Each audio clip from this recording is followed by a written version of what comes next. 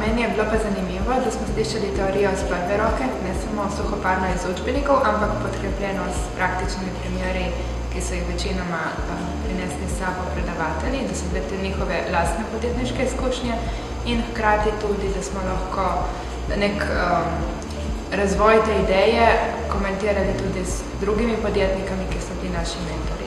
Ne vem, če je šlo prav točno tako, da svet ne sestavljajo ideje, ampak ljudje. Začeli smo se tega kot večina običajnih ljudi z nekim prototipiranjem doma v delavnici, ne?